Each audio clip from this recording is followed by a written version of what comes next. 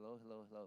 Okay, we're going to try to get this forum started. So for those who can seat or sit, please have a seat and be comfortable. And you're not forced. All right.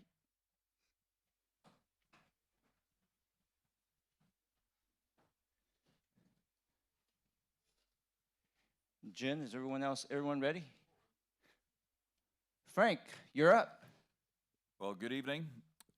Good evening and welcome on behalf of the city of Torrance. It's an honor to be here with you. Thank you very much for joining us for this important discussion tonight in this important community forum on Proposition 36.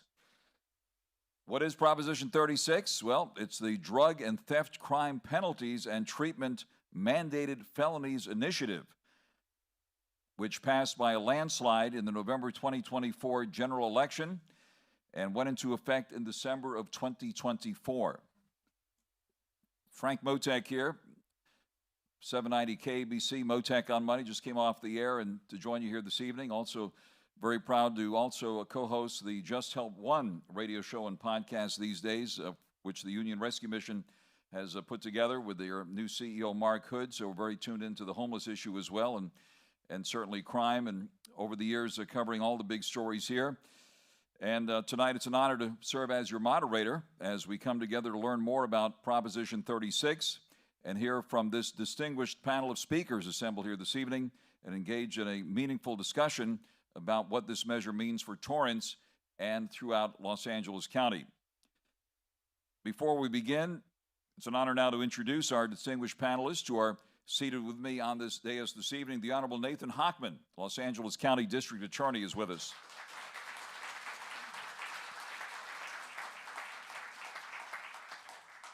Michelle Hanisi, Special Assistant, Los Angeles County District Attorney's Office, also with us here this evening.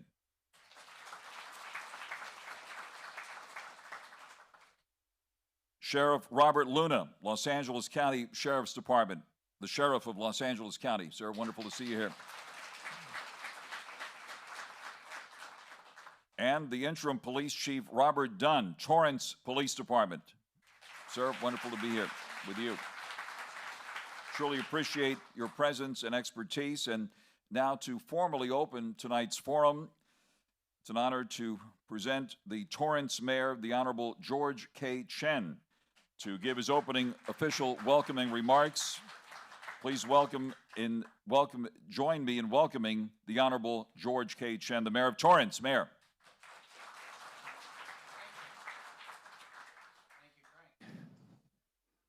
All right. Thank you, Frank. That was just a test. My voice doesn't carry like yours, but thank you for being here. Thank you, our honored guests on the panel, and thank you for the community for coming out tonight.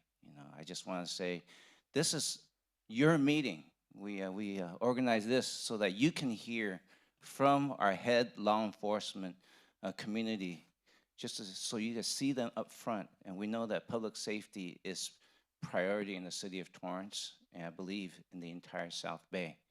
And before we get going, I want to at least introduce my colleagues on the City Council here. So as I introduce you, please stand so people will see you.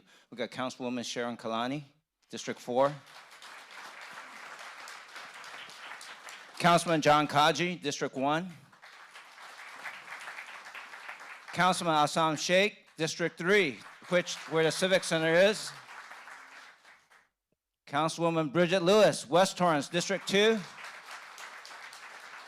We have representative from LA County Supervisor Janice Han's office, and Jennifer Lamarque.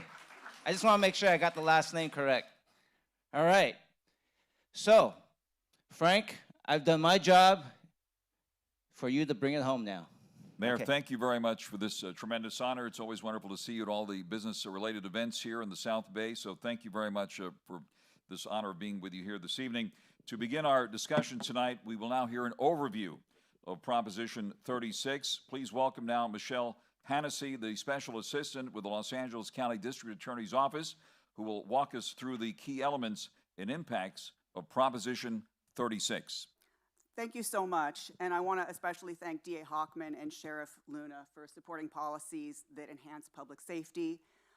To give you some background, I want to start back in 2014 when voters passed Proposition 47, which was called the Safe Neighborhoods and Schools Act, if you remember.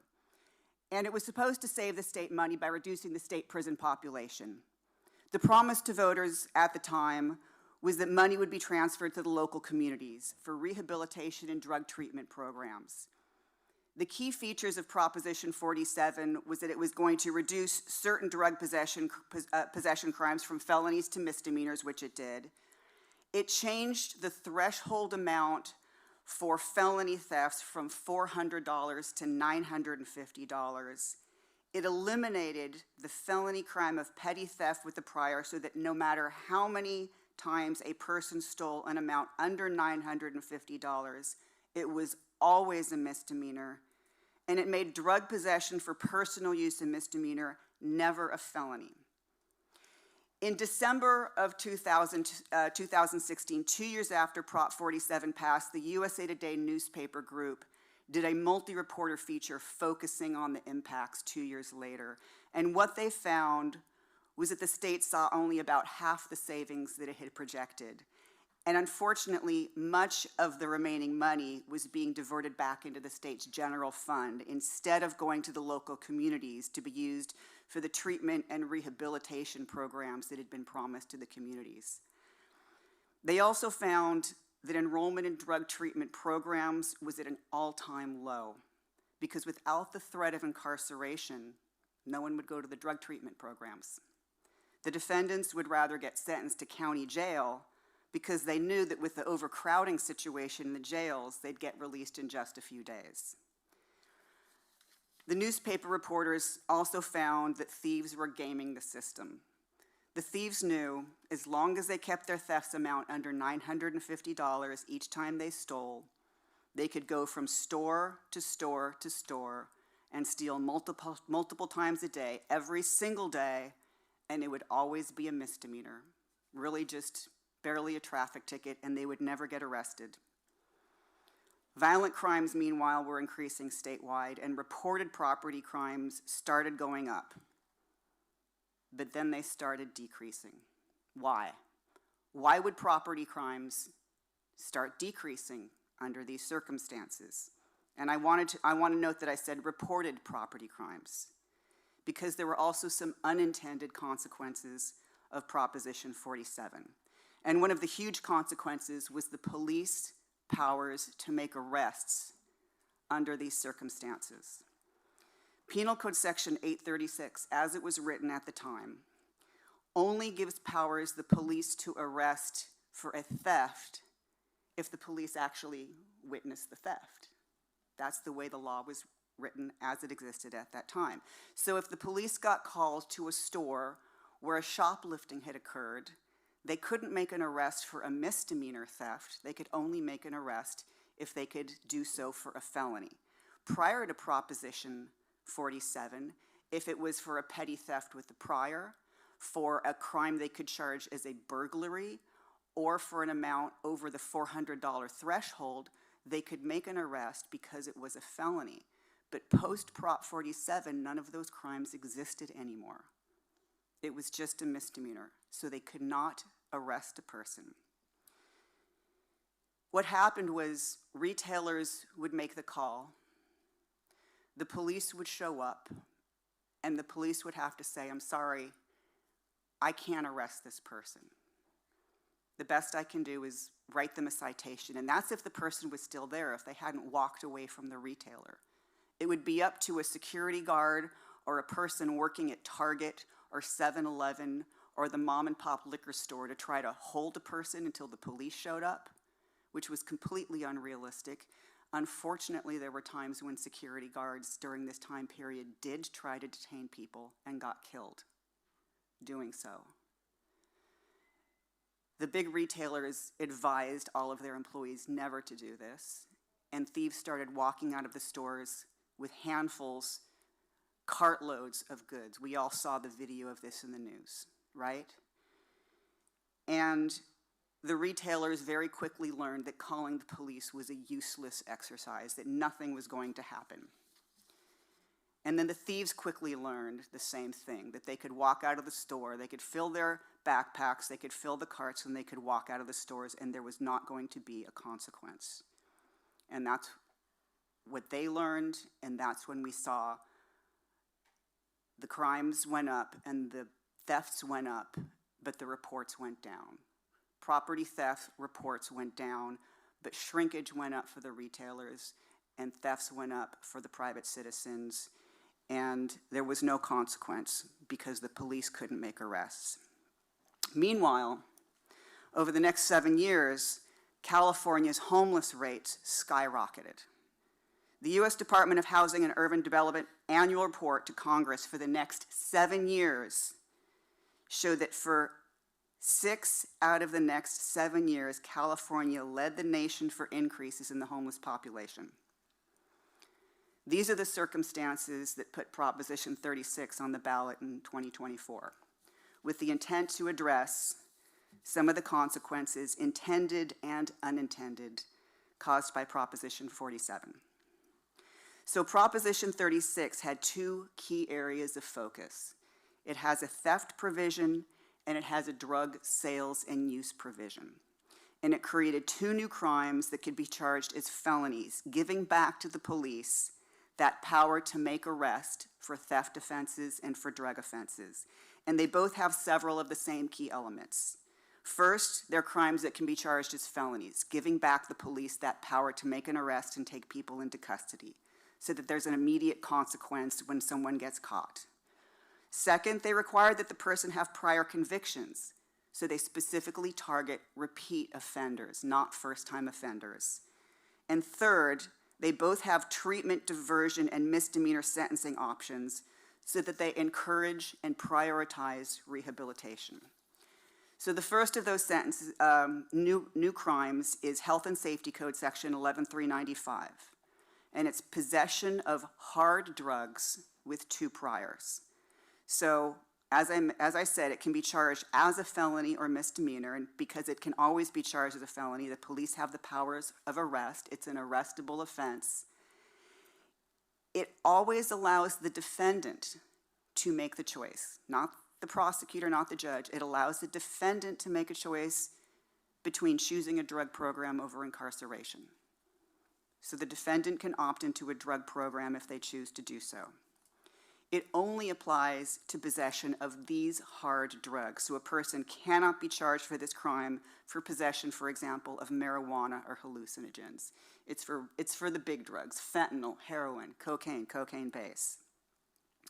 The second new crime is Penal Code Section 666.1, petty theft with 2 prior theft convictions. So a person with 2 or more prior theft convictions can be arrested for a felony. It's a chargeable offense as a felony or a misdemeanor, an arrestable offense that the police can take them into custody when they encounter them having been caught stealing. And it also allows the DA to grant pretrial diversion and give them a program. So again, it prioritizes diversion and rehabilitation. For this offense, they have to have 2 or more adult convictions for a prior theft-related offense, and the district attorney, D.A. Hockman, has instituted a policy that the priors have to have been committed within 5 years. They can't be more than 5 years old. Since the effective date of Prop 34, which was December 18th of 2024, the Los Angeles District Attorney's Office has charged 1,195 defendants with the new Health and Safety Code Section 11395 hard drug with 2 priors charge, and 1,913 defendants with the petty theft with 2 priors charge. So that's where we stand today, and 8 months in, we are just starting to be able to track outcomes, so we hope in the near future be able to provide more information on what kind of outcomes we're seeing from the defendants who were charged with these cases and those who are entering programs. Thank you very much. Thank you very much for that very thorough and comprehensive description of what we're going to be talking about here this evening, Proposition 36. We will hear now from our distinguished panel here about enforcement strategies at both the county-wide as well as local level here in Torrance. We will begin with the Honorable Nathan Hochman, the Los Angeles County District Attorney, followed by the Los Angeles County Sheriff Robert Luna, and concluding with the interim Torrance Police Chief Robert Dunn. Let's begin with the Honorable Nathan Hochman, the veteran prosecutor who took the LA County DA position following a landslide win over the incumbent DA last November. The Honorable Nathan Hochman, please give him a warm welcome here this evening, and good evening to you, sir.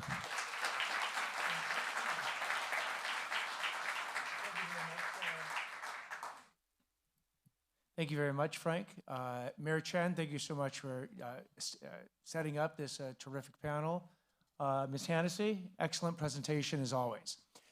So November 5th, 2024, at the end of that night, it was a Tuesday night, two big things happened that changed the course of how people who were stealing repeatedly from stores big and small in LA County were going to experience the consequences of their actions. The first thing that happened is that I got elected, and it replaced, and the significance of that is that I replaced certain special directives that my predecessor had put in place his first day in office. And those special directives, amongst the 9 special directives, one in particular said that misdemeanors, particularly for juveniles, were not going to be prosecuted at all. Translation, if you were under 18 and you stole just under $950, the DA's office was not going to prosecute you. Same thing, by the way, for the different types of hard drug possession cases, even if you had priors. So I lifted those special directives on my first day and rescinded them, not going from a decarceration mentality, which is the political philosophy that my predecessor had promulgated, basically a philosophy that said that certain crimes and certain criminals were off limits, notwithstanding the facts of the law. I didn't replace that with mass incarceration, another philosophy not anchored in the facts of the law. What I said to my prosecutors, what I also said to law enforcement, I said, we're going to go back to the old-fashioned way of actually doing our job. We're going to look at the facts, we're going to look at the law, and we'll bring the crimes that need to be brought, but we're going to do it in a smart way. I described the process as sort of a hard work middle philosophy, or a hard middle philosophy. It said that no more are we going to have blanket policies. We're going to have policies that are anchored in each individual case, looking at the individual defendant and their background, the crime committed, and the impact on the victim, to determine who the true threats were to our public safety, and those are often those repeat offenders who need to be behind bars. And as importantly, the ones that aren't.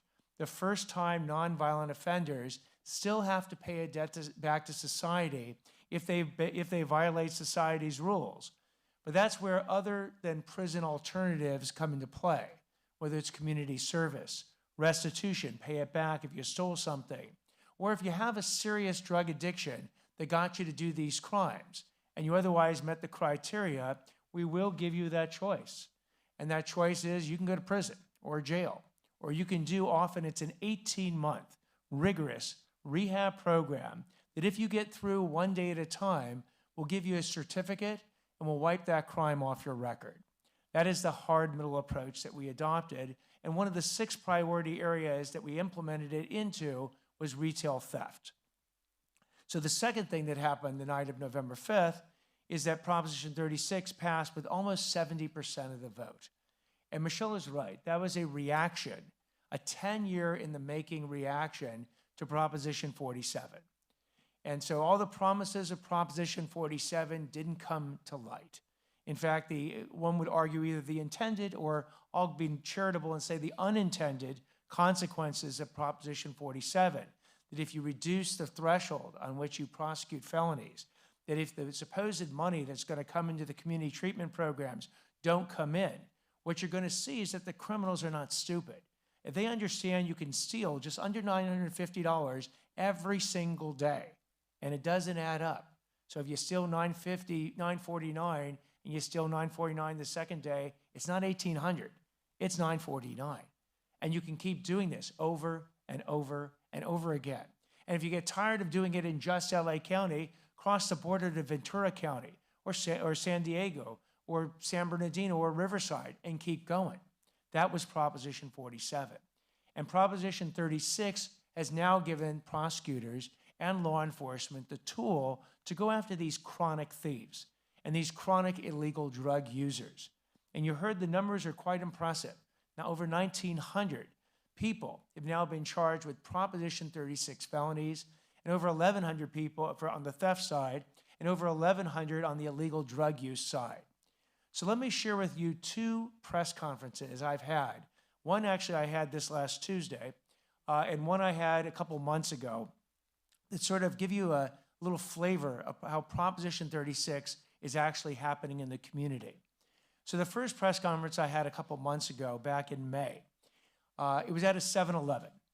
Now this 7-Eleven was located in Los Angeles. The owner was an individual owner. He had put his life savings to buy this 7-Eleven, this franchise from the 7-Eleven franchisor.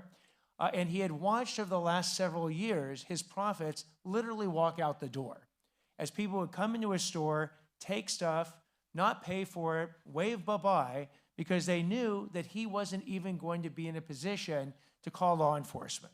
Why? Because he had called law enforcement before, and they told him that the DA's office wasn't prosecuting these cases. And he said, but I've got portrait quality video. We know who did it. They said, thank you very much.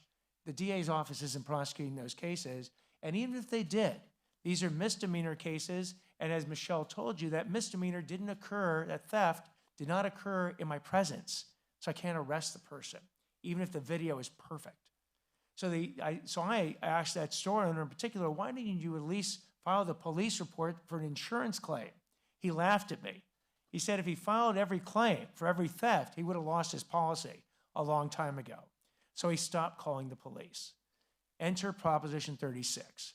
And there was a particular person that literally came in his store in the morning, grabbed a cup of coffee, a donut or two, waved bye-bye, came back in the afternoon, grabbed a six-pack of beer, and actually would say thank you, and did it on a repeated basis until that day in May.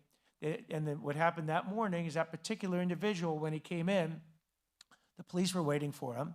He got charged with 12 Proposition 36 felonies. It wasn't catch and release. He got arrested. He got brought down to court. He had a whole long line of convictions for theft-related convictions, and he's going to end up doing significant either county jail or state prison. And that was the change of what actually happened. But we used that particular press conference to try and actually send a message to would-be criminals, not to go ahead and steal from these stores anymore. And along those lines, I got an idea by why, actually I'll give credit where credit's due, the Sacramento District Attorney, a guy named Tien Ho. I saw at a Proposition 36 conference in January. And he said, we have been able to give out certain things to businesses, 2,000 businesses in Sacramento that have really made a difference and convinced criminals not to enter a lot of those businesses. My interest was raised. Mr. Ho, what could you have possibly done that would have been so effective? I mean, were you broadcasting this on digital signs? He said, no, much more low tech. What he came up with, and I'll show you the big version, then the small version, was a window sticker, 6 by 6 inches. And it had a very simple message. And by the way, since copying is the highest form of flattery, I copied it. I just changed out, I got the name of District Attorney, I got rid of Sacramento County, we put in County of Los Angeles, but the message is pretty much the same message. Warning, this is a protected business. Thefts will be prosecuted by the Retail Theft Task Force. We created, and if anyone wants any, we have them here today, 10,000 of these window stickers. They're very simple. And all you have to do is you get one of these, we'll give them out for free, you put them on your store window.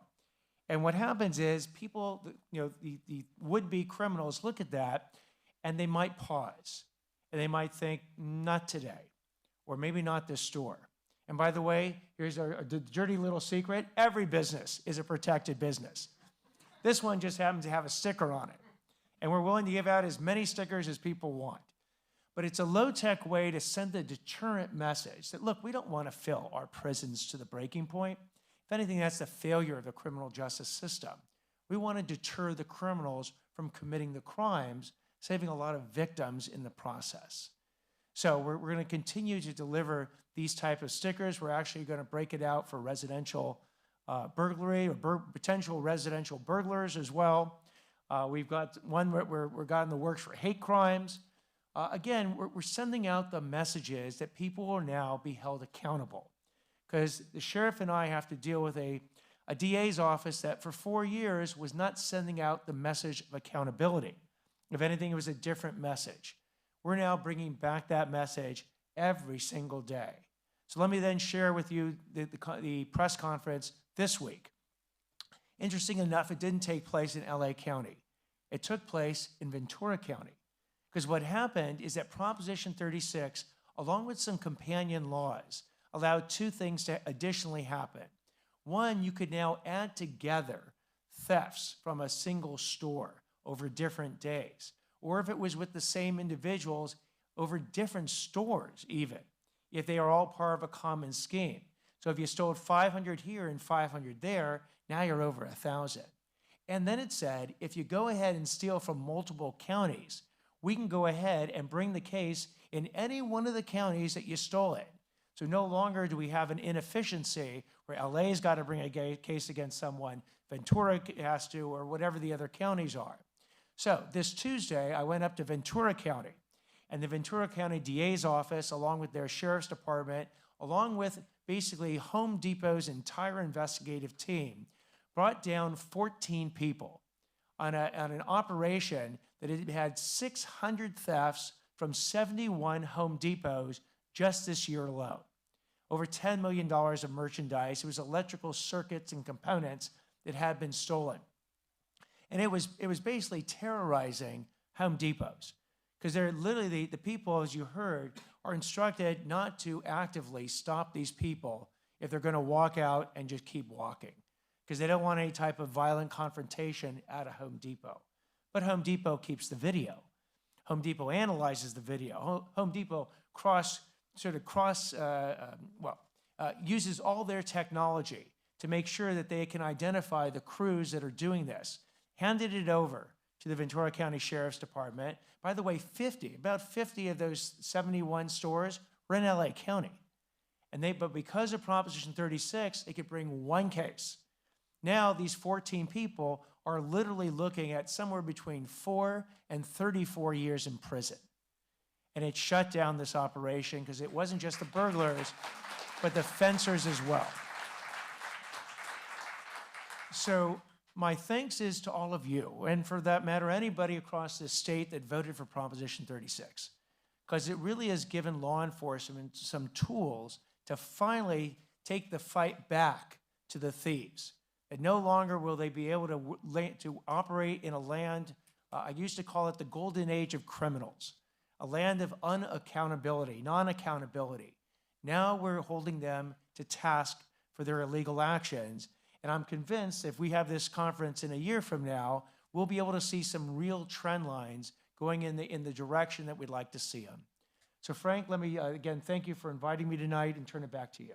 Mr. Hockman, thank you very, very much for this tremendous honor to be with you and get this important update and this conversation to follow. Our next speaker is the Los Angeles County Sheriff Robert Luna, who commands the largest sheriff's department in the United States. Please welcome Sheriff Luna.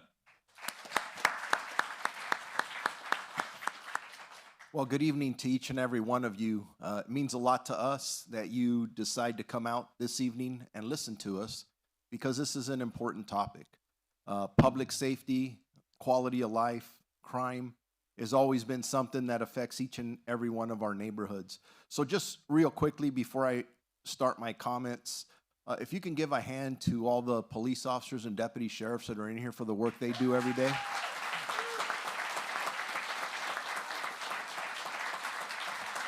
And Sheriff,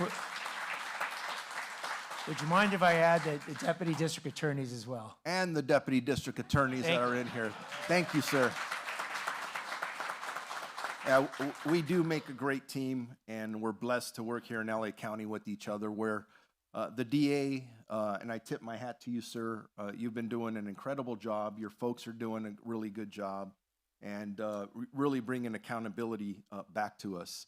I'm not going to get too much into the street enforcement part of this. I'm going to let your chief, Robert Dunn, talk about that, because obviously all of you, I think, most of you live here in Torrance, and you want to hear from your chief. But I just will tell you from the LA County Sheriff's Department perspective, where we patrol 141 unincorporated communities and we have 42 contract cities.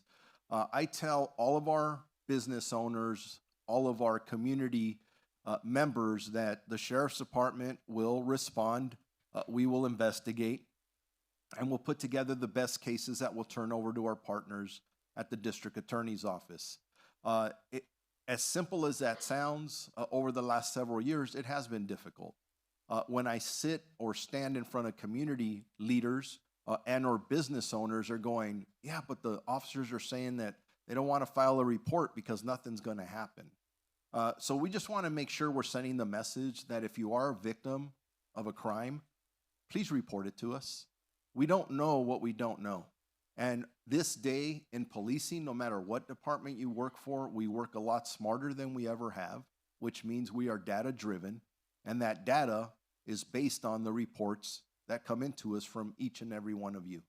So never forget that. Make sure you report it. Nothing's too small in regards to at least calling us and making sure that we're aware of it. We respond when we need to or have to, anytime to assist you in any shape, way, or form.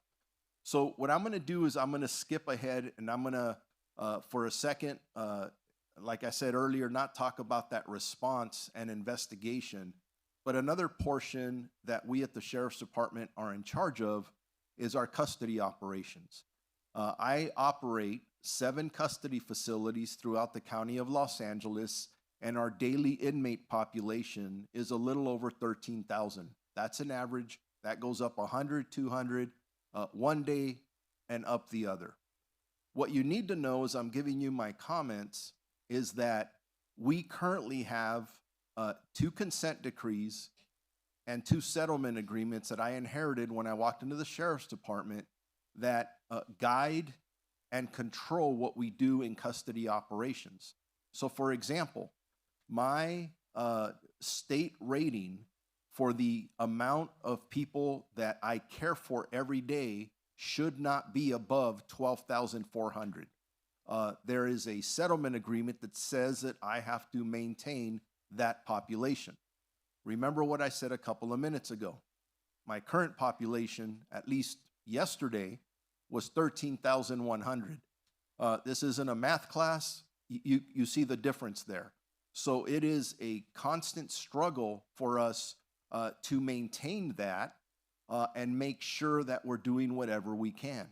Now, as it relates to Proposition 36, when I became your sheriff, if you live here in LA County, almost 3 years ago, I was able to reduce our inmate population to fall within those settlement agreements that was costing the county a whole lot of money, while we are looking for other alternatives. Once Proposition 36 passed, our inmate population has gone up in our county facilities by about 6% or so, give or take whatever day that we're on. What's interesting, so just to do the math there, we were averaging about 12,400 a day, and now we're averaging anywhere between 13,100 and or 200. What's interesting within those numbers, though, is that 48% of our current population in our care is mentally ill. 48%. We, by default, are the largest mental health institution in the United States. That is not good for us. So even if you look at that smaller population of Proposition 36 folks that are being incarcerated, or at least with us in our care, there is a significant amount of those folks that have some mental health challenges. So when I talk about looking at the future of incarceration in LA County, If any of you have heard me speak publicly, I talk about a concept called a Care First campus. If you're paying attention to county politics, and if you're not, you need to. The current board policy is that Men's Central Jail is supposed to be closed down. You hear a lot of negative things, and to be honest with you, it needs to be closed down. My argument, though, is you can't close it down until you find space that's adequate to care for the people that are being remanded into our custody on a daily basis. That is critical. And to really care for the kind of population that we're dealing with. So, quickly put, the vision is that if somebody comes into our custody, if we could figure out a way as a county of Los Angeles to have the appropriate mental health care, the appropriate addiction services, job placement or job training, and a lot of the folks that come into us don't even have a high school diploma. If we can help with that, well, you say, well, why should we do that? You're a custody facility. Why? Because a lot of the people that we see are repeat offenders. It's a revolving door. They keep on coming in. So in this vision, if I can figure out a way with a lot of other county departments on how to make people better by the time they get out, one, they're not reoffending. Two, it's not a pipeline to a homeless camp, and in many cases that is. So in a sense, a significant part of the population gets fixed so that they don't become our problem. Sounds simple, but it's not easy to get there because there are a lot of folks in the county who don't believe that somebody should get treatment in a custodial setting. But yet, judges on a daily basis remand people into custody that they don't feel comfortable letting out into the public into our custody. So you see the dilemma? So it is, in a sense, a numbers thing. Our DA's office talked about the people they're prosecuting, and they need to prosecute them. That cannot change. What does need to change is, from a county perspective, we have to invest in the appropriate space, whatever you want to call it, to make sure that the people we're putting in there are actually getting better when they come out. Hopefully that makes sense to all of you. I always take time to explain it because when you hear about the closure of Men's Central Jail, you need to ask yourself this question out loud. Currently, Men's Central Jail holds 4,000 inmates. If that jail closes, that facility closes, where do the 4,000 inmates go? Appropriate question, right? We need to have an answer for that. It is my job, our jobs, to make sure that we have alternatives that keep our community safe. And that's what I'm working currently with our board, all 5 supervisors. I am working with other county departments. We are looking for all these other options. And honestly, we need to act pretty darn quick. Time is running out. But please pay attention to what the board does. A lot of you may say, well, I live in Torrance. That doesn't impact me. Or I live in the South Bay. That doesn't impact me. If you live in Los Angeles County, what that board decides impacts each and every one of you and your families.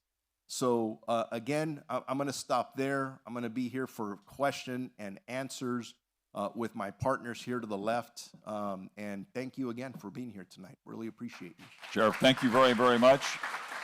Los Angeles County Sheriff Robert Luna. Our next speaker, the interim Torrance Police Chief, Robert Dunn. Please welcome the Police Chief of Torrance. Good evening, everyone. Thanks for making the time to be out here with us tonight, and I think the sheriff teed it up pretty well for me. I'll talk about what street-level enforcement, or how kind of the beginning of the criminal justice system looks. Many of you who have lived in Torrance a long time have shown tremendous support for your police department over the years, and have told us very succinctly that a safe and secure Torrance is what you're after. And our officers are charged with every day going out there and making your city, our city, safe and secure. And that means their charge when they get calls for service or when they're out making proactive stops is to put holistic cases on people who are doing bad things and victimizing people in our community or victimizing businesses within our community. And so it is our culture at the Torrance Police Department to put very high quality cases on people and do very thorough investigations. And so when we get a call to, let's say, our mall, which is a very large facility in our city, and the call is of a shoplifter, our officers will go and triage that call. They will look to the person's criminal history, which they can do through connection with our communications center. And if they have qualifying priors, then they will make that felony arrest and take them forthwith. The other thing, because of the support of our community, our city council, and our city leadership, we operate our own Type 1 jail facility, which allows us to take people into custody and bring them back to our station and get them housed pending medical triage. And that's where the sheriff, when he's touching on how does that impact you if the men's central jail closes, well, there are certain thresholds that suspects can meet if they have medical issues or other disqualifying booking issues. Then we would transport them from our jail facility to the sheriff's jail facility if there is a place for us to go. And so we operate within this kind of ecosystem of what the criminal justice system looks like in our county, and we're kind of like the originators of the case. And then we pass it off to our partners, and we all try to work together. So once those officers go there, they find the qualifying crime, they will take the person into custody, write their report, they fill out what's called a probable cause declaration, which is reviewed by a magistrate, and then that person is housed in our jail facility if they do not have medical disqualifications, and then they enter the criminal justice system that way. Our officers and our detectives will file that case with the DA's office for felony. The other thing that we have at our disposal too is if a person, after we take them into custody and the DA's office says, you know, that previous conviction is over 5 years old, we also have a city prosecutor's office who can file misdemeanors for us directly.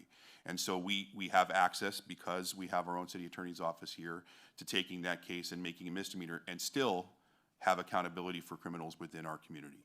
And so our officers, their charge, and they do this every single day, and they do it very well, is to go out there and put high quality cases on suspects of crimes who are here to victimize our residents or our businesses. And they do that in two ways. One, when you call and alert us to the crime that has occurred, or they do it through proactive police work, making car stops, getting out and talking to people who are riding around on bicycles in the middle of the night, those types of things. And so, and we are doing that every day here in the city of Torrance. One of the things we do since the passage of Prop 36 is we track the qualifying offenses, and then we track them through the criminal justice system to make sure that we have put quality cases on people and are getting the filing at the DA's office, so that if there's any areas that we can improve, we will make those cases, we'll take those cases and look at what our deficiencies were in the filing, or learning about the disqualifying time limits and all that, and then we will look to go to the misdemeanor route. And so from a street perspective, that is how Torrance PD operates. That's how a lot of the police departments in our area, or the sheriff's department that patrols the contract cities or unincorporated areas, would operate. And that's, thank you, and I'll be here to answer questions as well.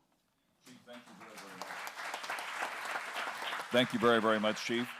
Chief Robert Dunn. And thank you all of our panelists for those tremendous insights and perspectives on Prop 36. We will now move into the Q&A portion of the program with public safety leaders present.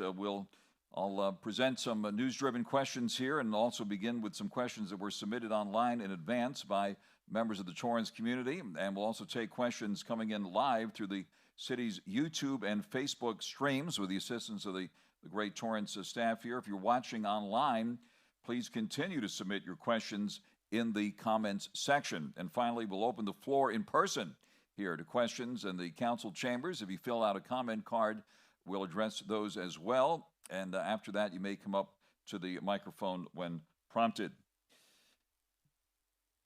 D.A. Hockman mentioned he's been attending a lot of news conferences lately, and so has the sheriff. Just to bring us current, Sheriff Luna, I know you attended a big news conference today involving the California Highway Patrol and the announcement of a new task force. Maybe you can give us a briefing on that, sir. Yes, I was notified by the California Highway Patrol leadership yesterday that the governor has asked the CHP to put together crime task forces of CHP officers working in different parts of the state of California. The city of Los Angeles, which includes the county of Los Angeles, will be receiving some additional crime suppression support from the California Highway Patrol. Should start in the next couple of weeks.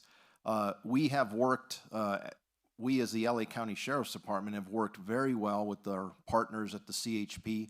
Started with the fires earlier in 2025, went to the unrest that we had in the city of Los Angeles and some in the county of Los Angeles. So as we're talking about exactly how we're going to be deploying, we're still in discussions with the LAPD, with our department and the CHP. And I can just tell you that it'll be extremely focused, data-driven deployments, probably working in significantly, I'm just going to say neighborhoods that need it a little bit more than others. So there's more to come, not too much more detail, but I welcome their assistance. I think all of us are always smiling when we see an extra black and white vehicle in our neighborhoods. Will there be a focus on attention to retail crime and supporting businesses? All of the above. It depends on what's going on and where. The California Highway Patrol is a great partner to us in our retail task force that we have. We work with multiple agencies, including the Torrance Police Department. That's why we've been very effective, because crooks don't respect city boundaries or county boundaries. So we're working better than we ever have, and we are impacting that crime significantly, which includes targeting the individuals that are actually selling the merchandise, that are sending a lot of these folks that are running in and grabbing stuff and taking it out. And for the district attorney, Nathan Hochman, the other news conference over this last week was scored one for the good guys, the bust up of the robbery ring recently. Maybe you can give us an update on that and the impact this will have. Certainly. So that was the third press conference I've been to in a week. And that was with the LAPD. And what they had done over the last 2 years is that they had been tracking a crew of 8 people they ended up arresting. And this was a crew that included not just the burglars, but the fencers as well. They estimated they had performed over 90 different residential burglaries in West Los Angeles. And they had one of the charts at the press conference had a dot for all 91 of them. And what they did in breaking it up is they showed that these crimes, by the way, had been committed over the last 2 years. And so very often people, and I've had my house sadly broken into. When it happens, you want the crook caught that day. If not that day, the next day. And certainly if not the next day, by the end of the week. But sometimes, and this happened in my particular situation as well, they're somewhat sophisticated. They've been surveilling the neighborhood. They've been checking out social media. They've been using Wi-Fi jammers. They got a little bit of technological sophistication, and they hide. Very often, these folks who are robbing the West Los Angeles neighborhoods, as it turns out, weren't from West Los Angeles. So the LAPD had an impact team that used all the tools of technology. And they actually didn't discuss all those tools because they quite honestly don't want the criminals to know what all the tools of technology that they're using to go nab them. But they used them all and were able to locate this entire crew. Turns out a lot of these people in this crew had either 1 strike or 2 strikes. The people with 2 strikes now, they're looking at that 3rd strike. That's a 25 years to life sentence. So the shortest amount of sentences that anyone in this crew would be looking at, if we can convict them of everything they're charged with, is roughly around 7 years. And that's the message we took out. Loud, very loud. To all the crews out there, you want to go ahead and rob people's houses in Los Angeles County, you will be held accountable. Maybe not in the week after, the month after, or even a year after, but the police are relentless in coming after you. They will catch you, and we will hold you accountable. Mr. Hochman, thank you very much. For the Torrance Police Chief, we have a question from a Torrance resident. Proposition 36 has been implemented for several months now. What has been the most effective aspect, and what has been the greatest challenge? I think the most effective aspect is it gives tools back to our officers, the tools we had prior to Prop 47, to put stronger cases on folks that continue to victimize our community. And so, challenging-wise, not so much. I mean, for us, it puts another tool back in the hands of our officers to do quality investigations, take someone into custody that they otherwise, before the passage of this law, would have had to let go, and send the message of accountability. I think for all of us who live here, you would realize that since perhaps there was a change in the district attorney's office, there is a different feeling amongst the criminal element in our community that there is accountability restored. And for us, that's a huge impact. And so what I would say is it's not really a challenge as much as it is to make sure that we now have the tools to put good quality cases on people and work with our partners to do that. Another one for Chief Dunn, and that is another Torrance resident, David, asking what infrastructure is in place to support Proposition 36 locally? Well, I've kind of covered that a little bit already. I mean, again, in the city of Torrance, we're very fortunate to run our own Type 1 jail facility, so we do have places to take people that we take into custody that meet the medical threshold. Also, the infrastructure existed before the passage of the law as far as the tools at our disposal, our ability to run criminal histories and all of that stuff have always existed. It just wouldn't have mattered if we'd done it before the passage. It matters now, and our officers have that at our disposal. Next question from another resident in Torrance, and they're wondering, perhaps for the DA or for the sheriff, they're wondering why does implementation of Prop 36 vary so much from county to county, it seems? Well, I can tell you in LA County, we're solid. We're doing very well from a teamwork perspective. I don't know from a DA's perspective if you're seeing a difference with different DAs from county to county, but the sheriffs around us, Orange County to the south, Ventura County to the north, San Bernardino and Riverside to the east, we're basically in lockstep. And I would agree with that. I mean, let's call it Southern California.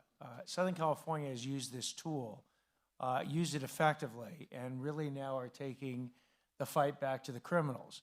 Now, for Northern California, I'll let them speak for themselves. But I can tell you Southern California is doing quite well using Proposition 36. Next question. Another Torrance resident wonders, what is the district attorney doing about judges who refuse to impose proper penalties on convicted criminals and permit release on recognizance instead of bail for serious offenses, sir? So the thing about Proposition 36 is it had one more interesting provision. I mean, it was kind of chock full of all these little nuances, but here I'll give you one that applies to the situation. In the old days, if it was just let's say it's even a misdemeanor in the police presence, so he actually could go ahead and do some level of an arrest.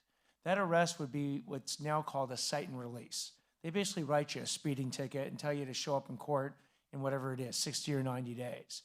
Under Proposition 36, the police officer is obligated to take the person arrested in front of a judge.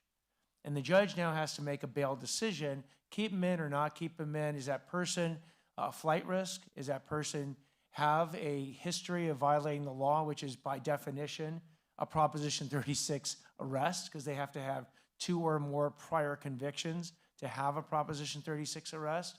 And if so, we've seen a lot of these people not get arrested in the morning and be back at that 7-Eleven in the afternoon.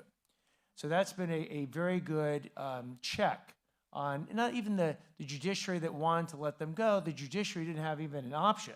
They weren't even getting the case in the old days.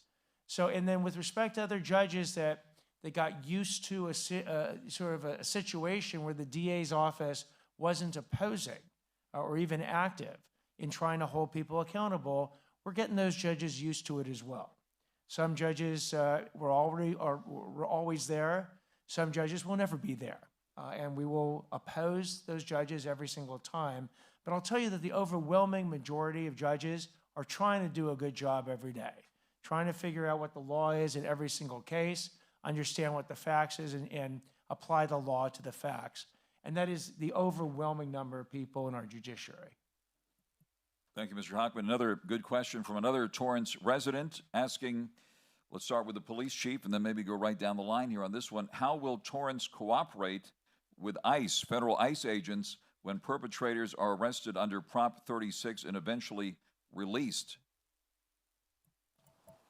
Well, that process would happen long after our officers made that arrest in the field. So we in the Torrance Police Department and police departments across the state comply with the California Values Act.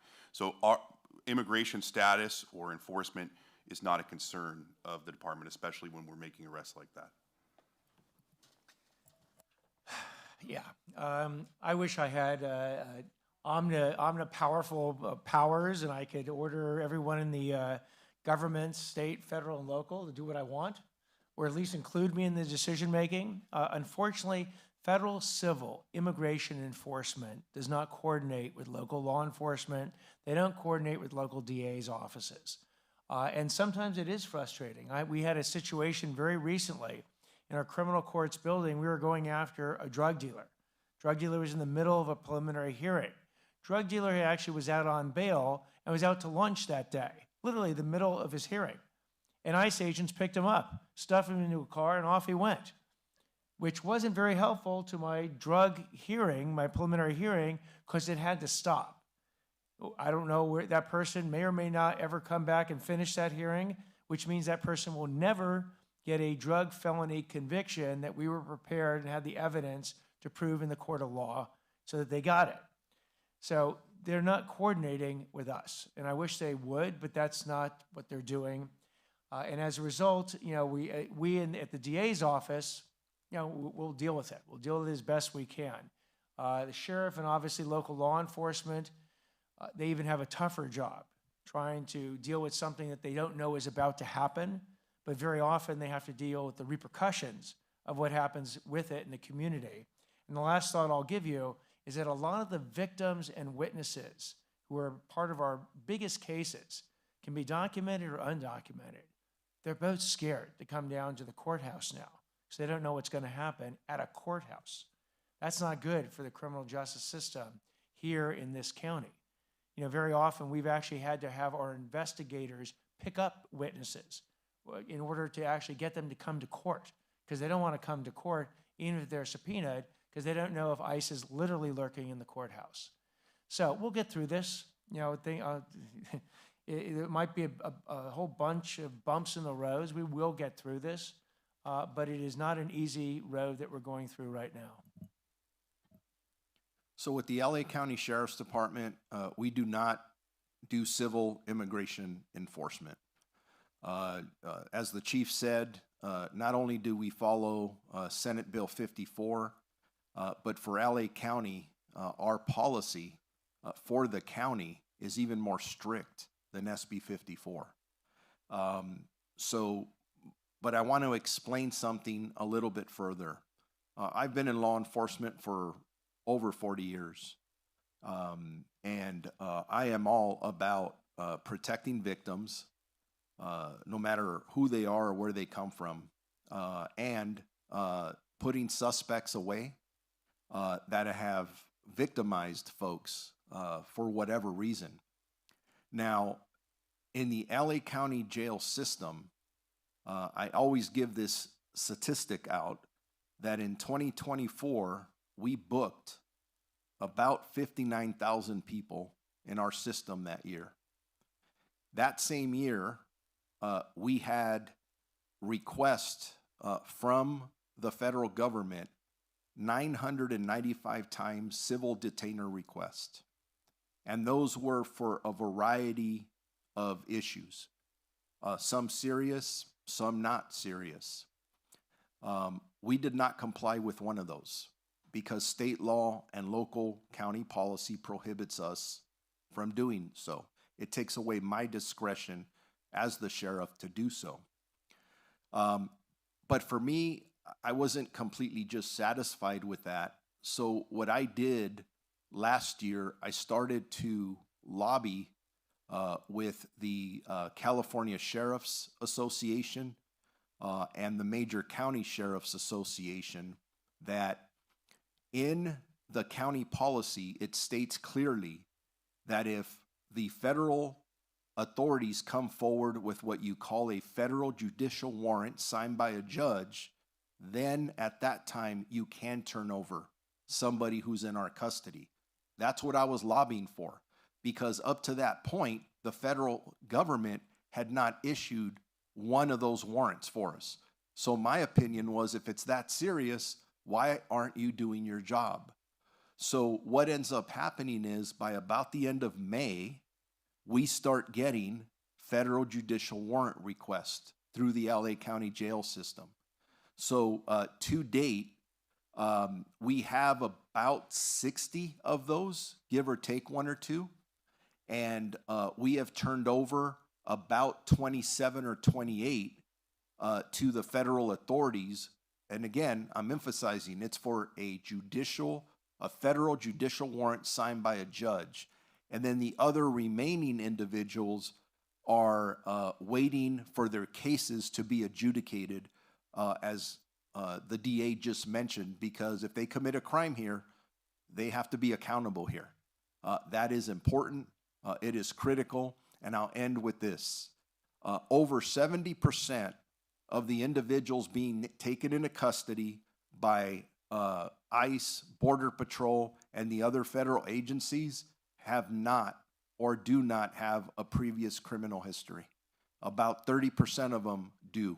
Those are the worst of the worst that nobody on this panel wants on our street.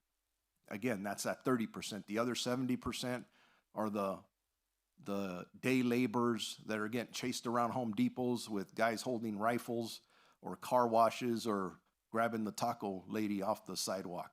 So that's the 70% that we're seeing getting taken into custody. Sheriff, thank you very, very much. Next question for the Torrance Police Chief.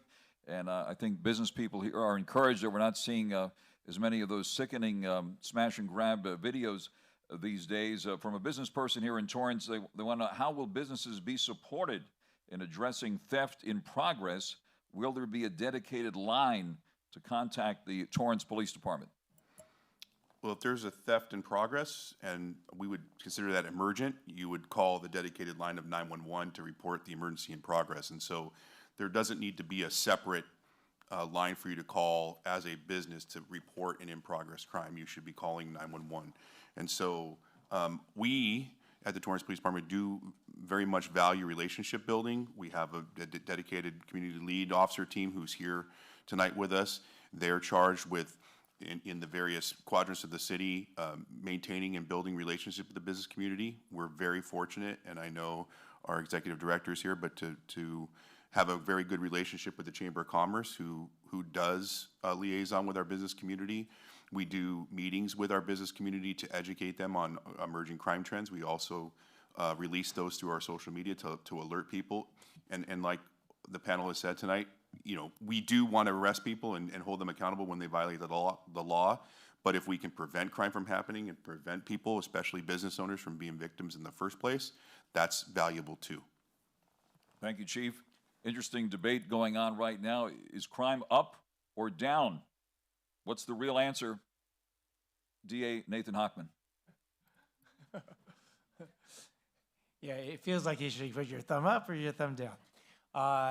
The reality is the statistics are that crime is down in most major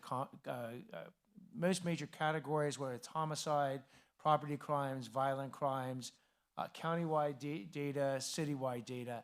But here's the however. If you are the victim of a burglary, you are not satisfied that crime is down 4.1%. For you, that burglary means that crime is up 100%.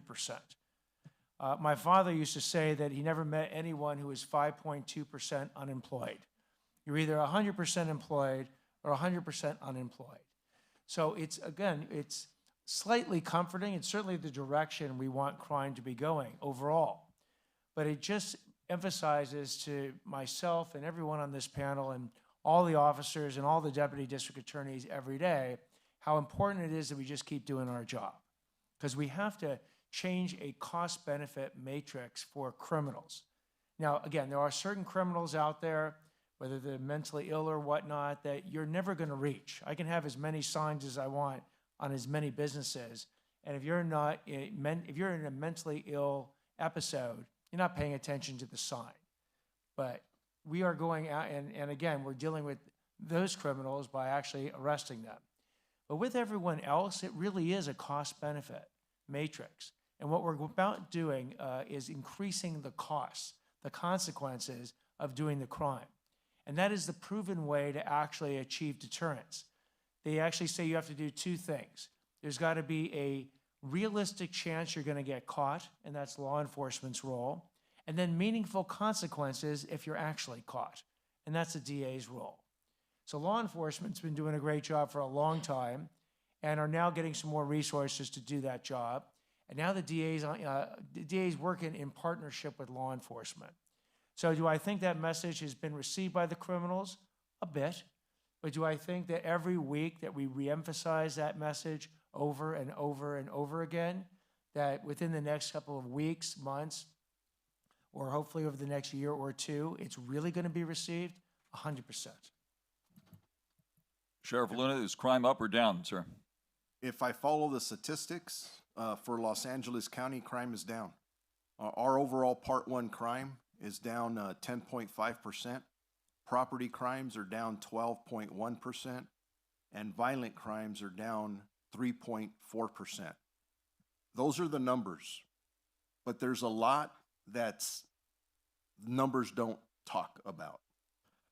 So, for example, when I tell you that violent crime is down 3.4%, earlier today, I had a press conference asking for the public's help for the murder of a 13-year-old in the city of Pico Rivera. His mother was there at the press conference. I don't think that negative 3.4% means anything to her. She lost her 13-year-old son. And by the way, she witnessed this young man being shot and killed right in front of her. So we in law enforcement have to be cognizant that, yes, we follow statistics. That's data. That's how we make a lot of our decisions.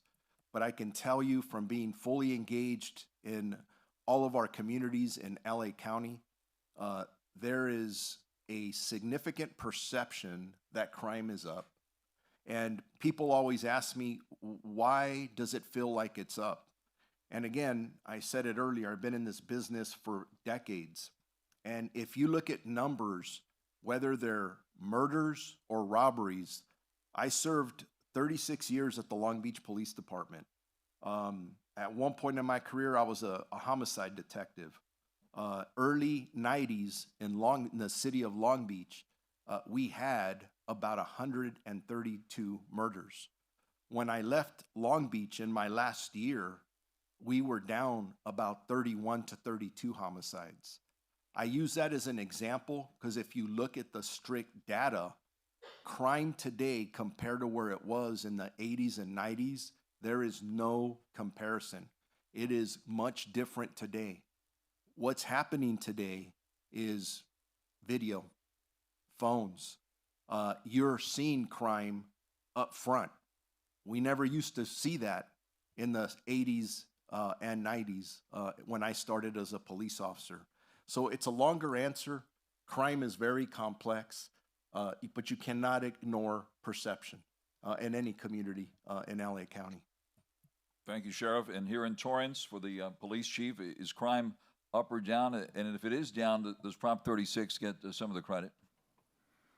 So like my partners here, overall, crime is down. But again, that means very little to people who are victimized by crime. And I think for the police department, we are laser focused on crime trends, meaning we convene and we look at where the crime trends are, and then we try to effectuate law enforcement strategies to bring even what seems to be lower crime down. I think perception is reality and real is its consequences.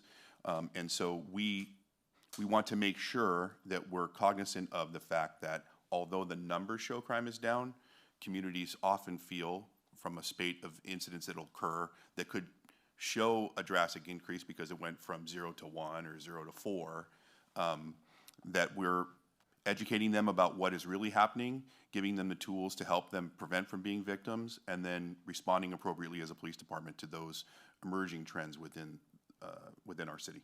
Thank you, Chief. Another good question from a number of residents here in Torrance, basically boiled down to what is being done to compel state lawmakers to fully fund Proposition 36 and prioritize citizen safety over political donors and party control.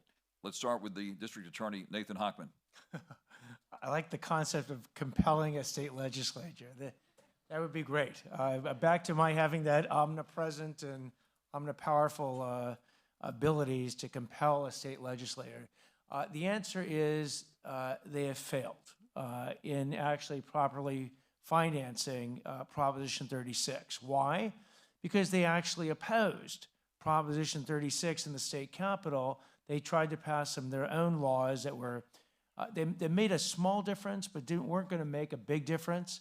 And then when Proposition 36 did pass, and the District Attorneys Association, the Sheriff's Association, a lot of mayors from across cities in California came to them and said, look, we need about $400 million statewide to actually go ahead and create the facilities to deal with the people who need this drug treatment, to deal with the homeless that were part and targeted as part of Proposition 36. The governor snubbed it, and the state legislature snubbed it. So we're going to keep asking for that money over and over again. But in the meantime, we're going to do our job. And we're going to show them that Proposition 36 really is making a difference on the chronic thieves and the repeat illegal drug users.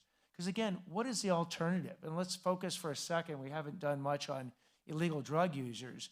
But if you don't know someone or a family that has had someone in their family die from a fentanyl overdose, it's growing at an exponential level. 2 becomes 4, becomes 8, becomes 16, becomes 32. I'll guarantee you in the next 4 years, you absolutely will. It is spreading that rapidly. In 2017, fentanyl had not hit the West Coast. Right now, it's the leading killer of 18 to 40-year-olds. So my point to you is that if we want to actually do something with the chronic illegal drug users, I don't know what the state's thinking. Leave them on the street and just let them die. At some point, the fire department, which is often the department that responds when they have one of these overdoses, can't get there fast enough with the Narcan to save their lives. And the fire departments in certain areas are even running out of Narcan because they're having to not put out fires. They're having to basically resuscitate people who've overdosed from fentanyl, and sometimes they do and sometimes they don't. So again, I think we need to, and I mean this is the royal we, this community. Let me start with this community. If actually being compassionate for people with a drug situation means anything to you, the state legislatures, your state legislator needs to hear from you over and over and over again. I take this message everywhere I go. By the way, it's my public service announcement because we're marrying the enforcement effort with a massive education effort, targeted quite candidly at middle and high school kids. Because middle and high school kids think, okay, it's cool, let's go get an Oxycontin on Snapchat tonight. 7 out of 10 Oxycontins that you're gonna get on Snapchat tonight have a lethal dose of fentanyl. That's true of Adderall, Xanax, Percocet, stuff that you're not getting from a real prescription, from a real pharmacy. And it affects families all over the place. So take this message back to your kids. Take it back to parents. Take it back to the schools and say, we got to tell these kids that, it's the one pill can kill program, and it's absolutely real. Thank you, Mr. Hochman. Let me ask the sheriff now a next question that's come in. Does Prop 36 impact juveniles committing the smash and grabs and other crimes we're seeing out there? There are definitely juveniles that are committing retail theft, these smash and grabs, and I think the DA covered this earlier. I'm very confident that when my deputies arrest and investigate and bring good cases to the DA's office, they're going to get the appropriate filings. Any comment on that, sir? And I would add again, if some 16-year-old doesn't have a record, goes ahead and steals just under $950, A, it's not going to be a Proposition 36 case.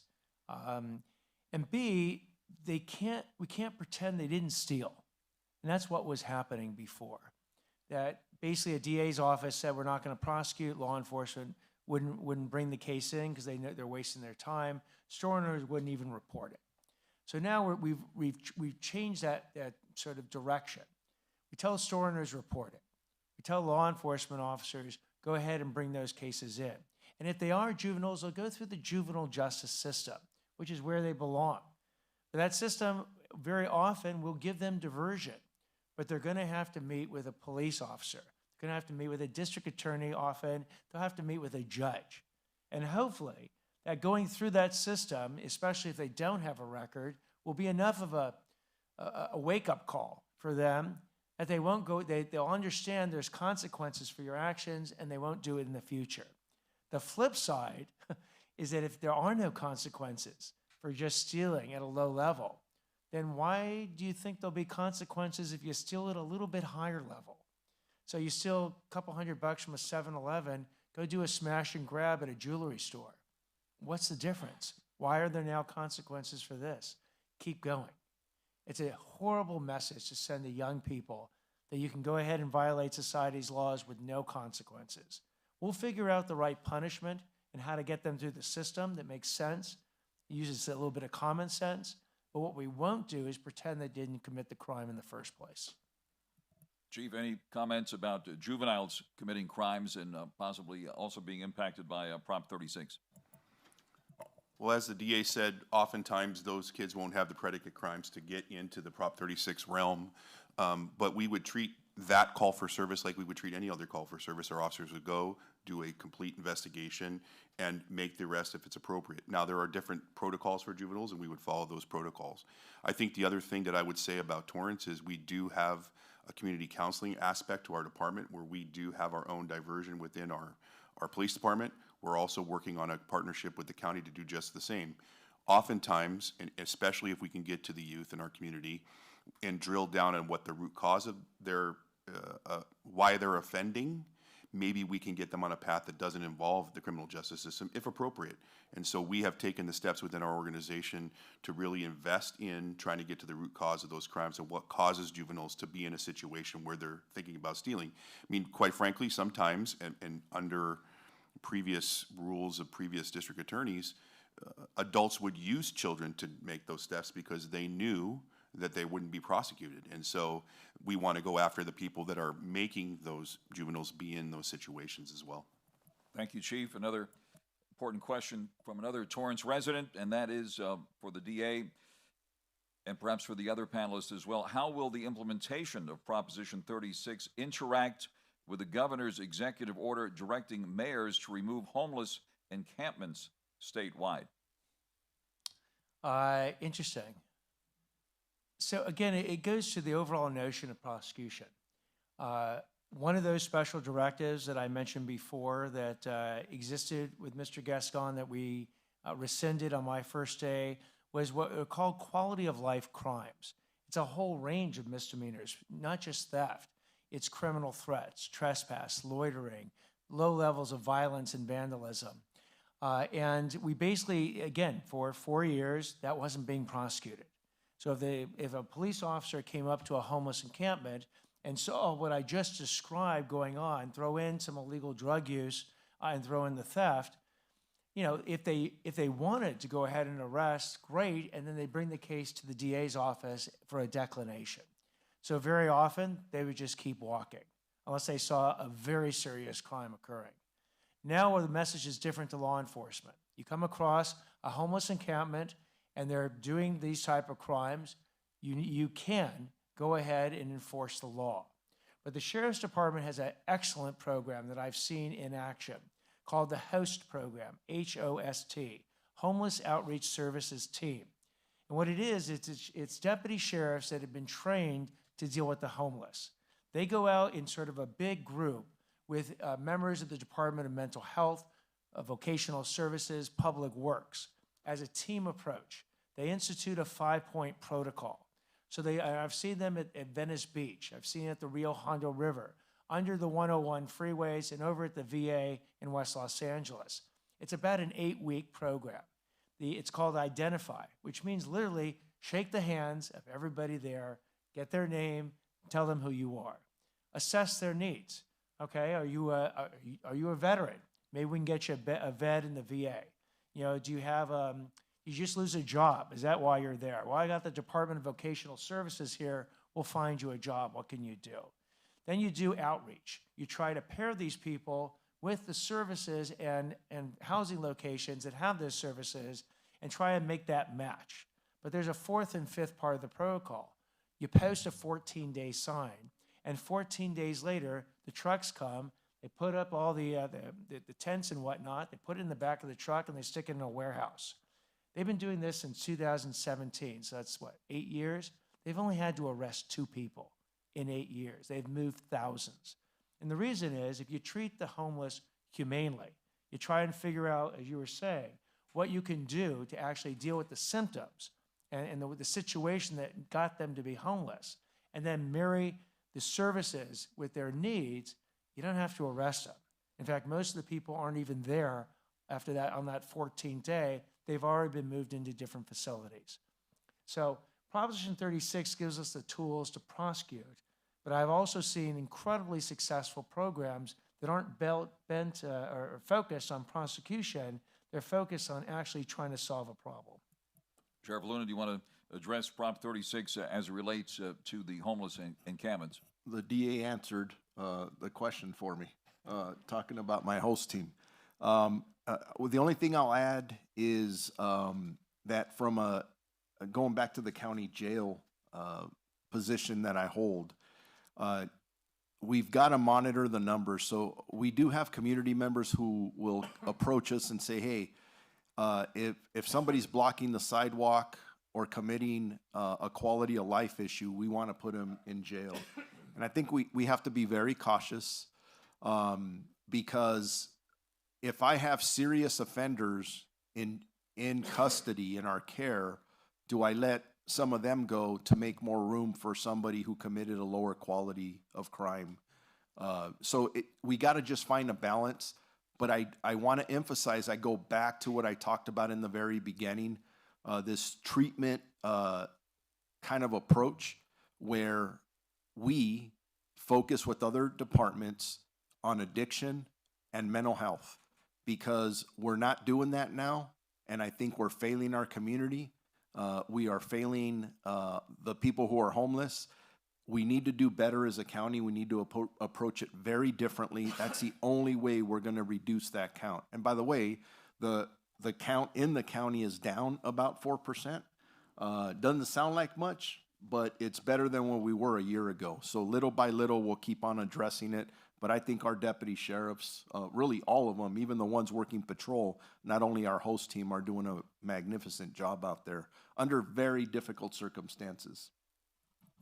Thank you, Sheriff. And for the chief, what is the homeless situation here in Torrance, and how will the implementation of Prop 36 interact with the order directing mayors to remove homeless encampments? Well, I would say that the governor's order really didn't have much of an impact, I think, on local municipalities. What I think it did move the needle on for sure is those concentration of encampments that were on Caltrans properties or state property. It really compelled them to act more quickly and not allow those encampments to grow. We, in the city of Torrance, are very holistic in our approach to homelessness. One component of that is and I've mentioned, this is the second time I mentioned them because they wear many hats in our police department, but our community lead officer program, or our CLOs, they are kind of like our front lines as it relates to response to homeless issues within the community that are reported, either reported through community members directly to the police department, or often our community members go directly with our elected officials to express their concerns about growing issues with the homelessness issues within the city of Torrance. And so they are tasked with triaging those complaints when they come in. They go out there and look at the situation. if enforcement is warranted, they absolutely take enforcement. And where Prop 36 would intersect with that is it oftentimes are unhoused, have addiction issues, and oftentimes they have mental health issues. Another prong of that approach from the Torrance Police Department would be to employ our Torrance Mental Health Evaluation Team, or TMET. We are fortunate in the city of Torrance to have a clinician, a mental health clinician, assigned to our police department who ride around with 2 police officers every day and triage people who are in mental health crisis, including those who are unhoused. And then the third prong here in the city of Torrance, which we're very fortunate to have as well, is in our city manager's office, we have a very robust non-enforcement related outreach program that is run through that office, where they avail them to services that finding out of their veteran status and availing them to an avenue maybe to get them off the streets. In the parking lot of the police department, everybody's aware that we have temporary housing for the homeless, which we call 3290. And so our approach is to take a look at each individual situation and take the right enforcement action or the right diversion action to get the best movement for our residents. Thank you very much, Chief. I'm going to turn to the staff here. If there are any additional questions that have come in from the various platforms, I'll certainly be able to present those, and then we'll get ready also for any live questions here in the audience. Next question that I have here is, why is there currently a monetary maximum placed on theft before it is charged as a felony? Somebody here in Torrance wants to know, shouldn't theft always be treated more seriously to deter repeat crimes? Perhaps for Mr. Hockman on that one. That wisdom was, a wisdom that is shared actually by almost all 50 states. That we're going to differentiate between a lower level crime based on a lower level amount, and crimes and those would be misdemeanor crimes, and stuff that is at a higher monetary amount is viewed as a more serious crime, which is a felony. The difference between a misdemeanor and a felony on your record is incredibly severe. If you have a felony, often that'll prevent you from getting certain jobs. That'll prevent you from getting a bank account. It'll prevent you from getting credit. It'll prevent you from getting a government job, and it'll often interfere with government benefits. So having a felony and figuring out where the level of seriousness of an amount of theft is, where it starts to trigger a felony, super important. In Texas, for instance, their felony threshold is well over $1,000. So you can steal just under that, and you've committed a misdemeanor. In other states, it can be, in California, it used to be $400. So that is in some ways a political question. It's not a legal question. It is something that state legislatures who pass laws, who echo the will of their constituents, are trying to figure out that proper balance. With Proposition 47, they changed the balance. It went from 400 to 950. Now we've got Proposition 36 that said, okay, 2 priors and still under 950, it becomes a felony. That could change next year or the year after. We could increase it, we could decrease it. But the law is constantly trying to calibrate that balance. And then once they give us the laws, that being the folks up here in the DA's office, then our job is to actually just enforce the laws. But we don't make the laws. So in large part, going back to compelling those state legislators, that's where you need to take. If you're unhappy with the balance right now, take it to your state legislature. If you're super unhappy, go ahead and pass a proposition. Thank you, Mr. Hockman. Next one for the sheriff. Any other propositions needed, Sheriff, to give the streets back to the people? I think we have to continue to evaluate the effectiveness of Proposition 36 just to make sure that it's working for us. Preliminarily, I like the numbers. And then just be open-minded to anything. But our focus, and I'm going to go back to an earlier question, is to make sure that our community understands the importance of funding Proposition 36. Before we start moving to anything else, I think that's what our focus needs to be. For the police chief, what else would you like to see happen legislatively or otherwise to support your efforts here? I think, like the sheriff said, getting the appropriate funding for the existing laws would be a great place to start for sure. I think, for our philosophy, if you were to walk around our station, you would hear us say all of this, community safety, safe and secure Torrance, is our job together. And I think the more that we strengthen relationships with community, the more we partner with all of you to combat those crime issues that pop up in your neighborhood, whether it's a quality of life issue or whether it's someone who's burglarizing a neighborhood, giving you the information you need to, when you see something, say something, because you know what your neighborhood looks like and what is supposed to be there and what is not supposed to be there, probably far better than any of us do. I think that really, that partnership is where we see major dividends in the impact of crime.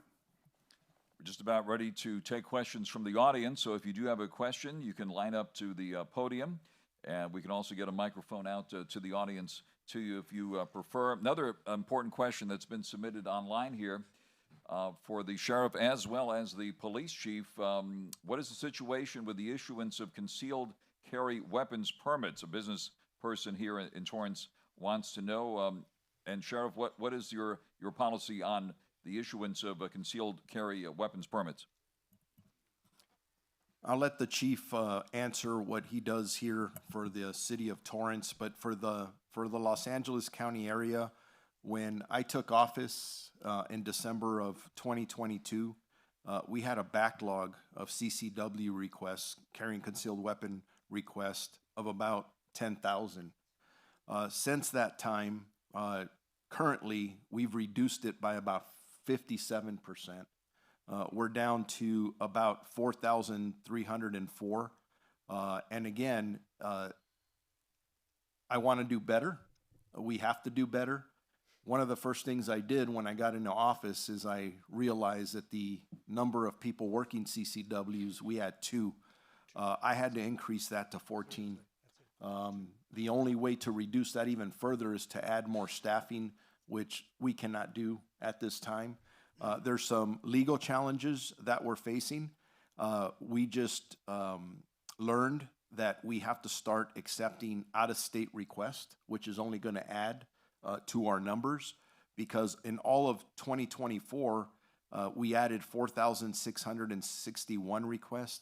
Year to date, in 2025, just through the month of July, we already have an additional 4,077 requests. So the requests are coming in hot and heavy since the Bruner decision back in 22. Sheriff, thank you. Chief? So I would say this is an area that's new to me because I come from Orange County, where the county sheriff did it for all the police chiefs there. So, but it's something that the minute I took over in this position back in May, we had just transitioned to an online portal for applications. We get quite a few applications pretty much every night when I get home. I spend my time reviewing the concealed weapon permits. We deny very few. We comport with the law. But what the sheriff touched on is very important to understand too. That process for police departments, just like it is for the sheriff's department, is very labor intensive. We go through a very prescribed process to make sure that when someone's going to carry around a concealed weapon permit with my name in their pocket, that they have comported with the law, that they have been truthful in their application to us, and then our investigators have to do, in essence, a background on that person and provide me with the information to make the determination to issue that CCW. And we issue quite a few. I've probably done, and this is an estimate, about 200 since May. Chief, thank you very, very much, and thank you to the Torrance audience and residents here for the great questions. We're going to turn now to the audience. Sometimes the first question is slow in coming, so is there a second question? And indeed there is, so yes, sir, please go right ahead. No, go right ahead. You, sir. Thank you. Yeah. My name is Paul Jones. I know a couple of you gentlemen up there. I'm a legislative candidate for state assembly, to get that out of the way. We've been talking about the homeless, and I spend a lot of time on the streets. My district has about 62% Hispanic. So I spend a lot of time out in the neighborhoods. And I'm also, Chief, one of those people who's on the list for CCW. We have right now 0.5% sales tax that is being used for homeless. Can that 0.5%, I don't know the exact figure, is there a way to take part of that 0.5% sales tax in LA County? I know you're looking at me, it's like, okay, Paul, go ahead. To turn that in to be used for not only the homeless, but for psychological evaluations, to bring more individuals off the street? And would that cut down the crime as it is right now? Let me take a swing at that one first.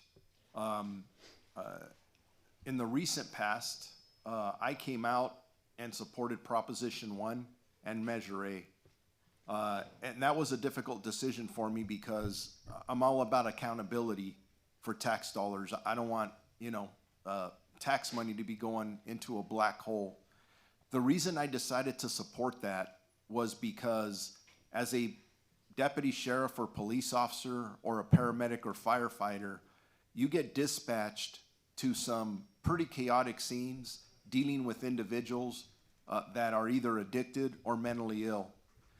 Right now, our frontline folks do not have the options that we should have, meaning beds for somebody who needs mental health care and or addiction services. So Proposition 1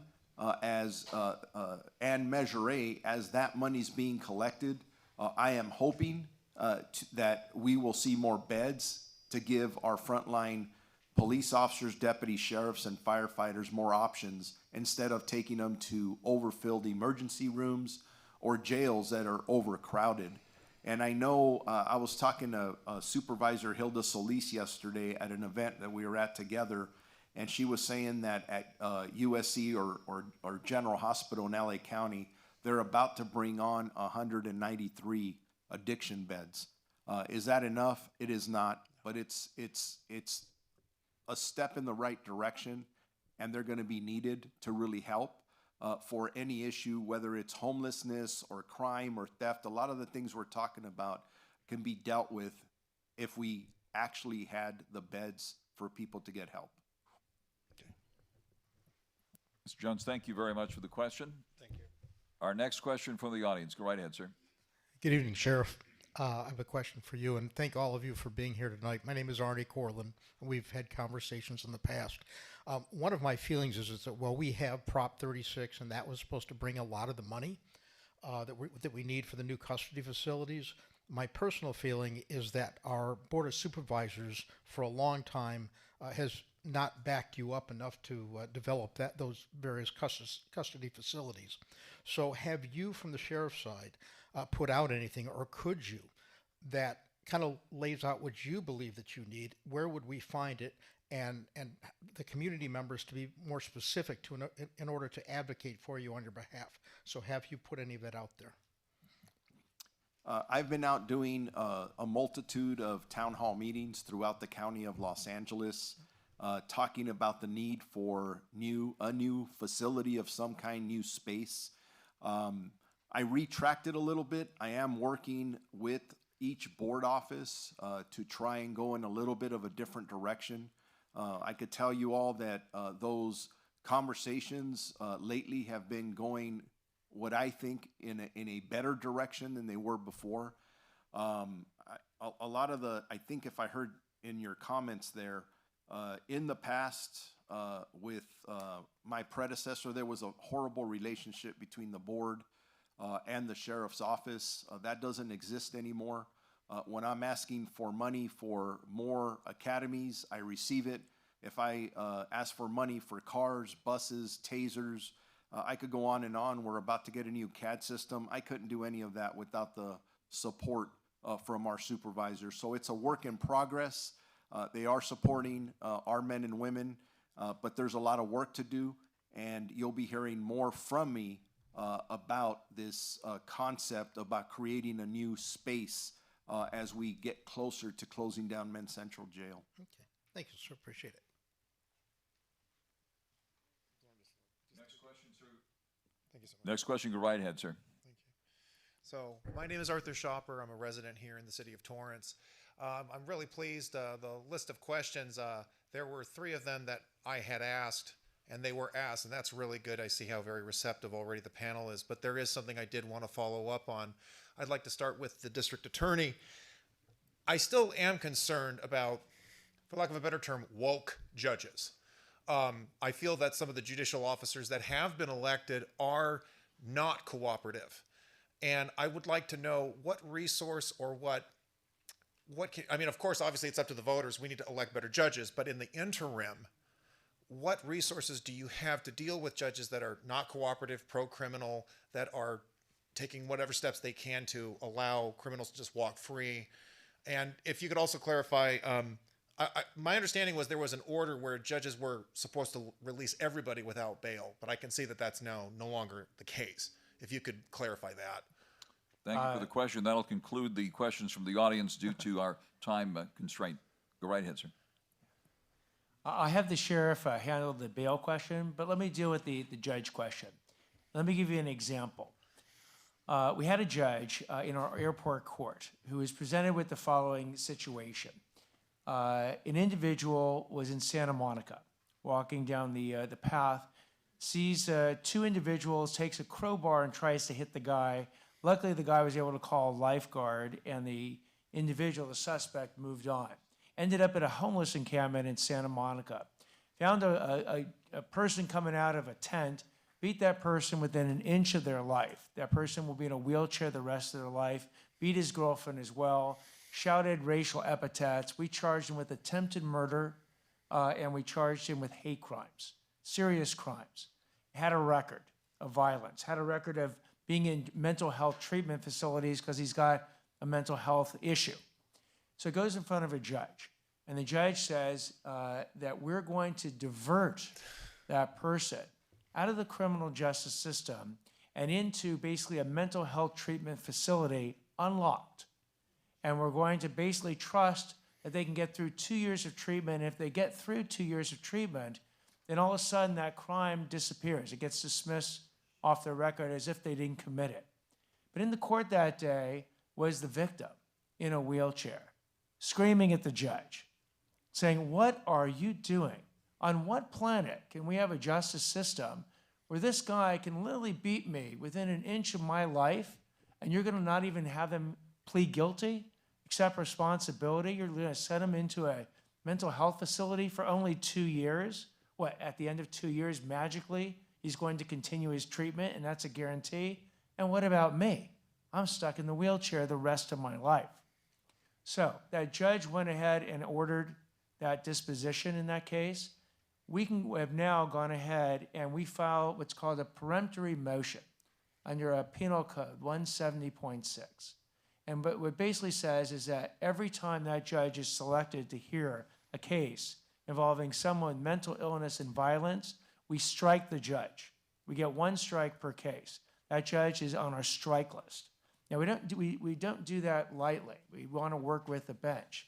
But where a judge consistently refuses, in our minds, to follow the law, we will make sure we have a tool to make sure that judge doesn't hear that particular case, and we're using it. Wonderful. Good. And then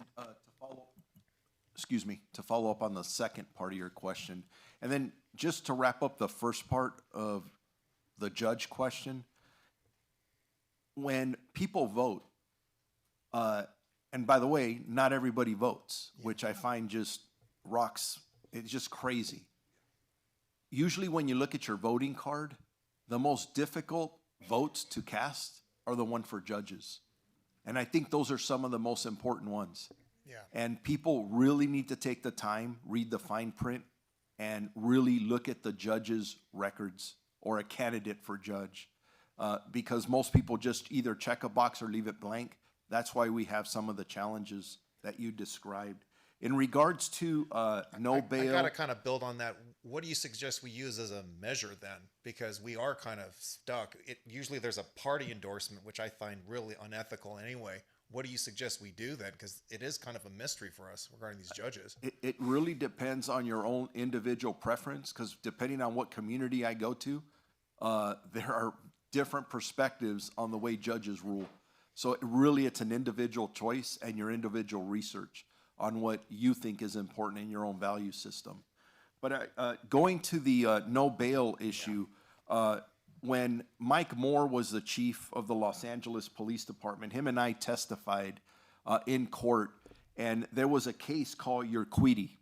And in Urquidy, somebody came forward and was arrested for drunk driving. And their argument was that if we set bail, that was unconstitutional. Believe it or not, a judge agreed with that. What ends up happening, and it's a very technical story, the Superior Court of the County or of Los Angeles came forward and developed what they call a pre-arraignment release protocol. And initially for us, specifically in law enforcement, we were very skeptical because what it did is it said that if somebody gets arrested, depending on the charge, the deputy sheriff or police officer can call a magistrate to review the individual suspect's history, criminal history. And we were like, uh-oh, this is going to go down the path of your Queedy. Well, from what we've seen, it actually is working out very well. Okay. There are magistrates who have to make decisions if somebody's going to stay in custody pre-arraignment, and when somebody has to sign their name to somebody that may be a threat to public safety, you'd be surprised how many times people are being held. And then I believe that there are people that are getting a fair shake. They don't have the criminal history. They committed an offense. And depending on a grading system, they are released.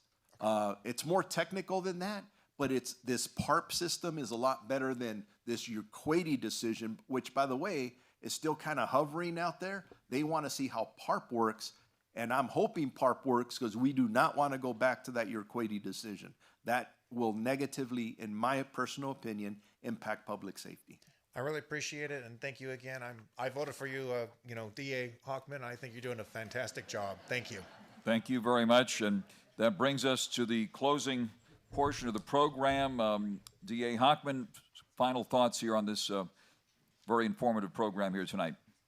So I am so appreciative that you folks would take time out of your busy lives on an evening night to be with us.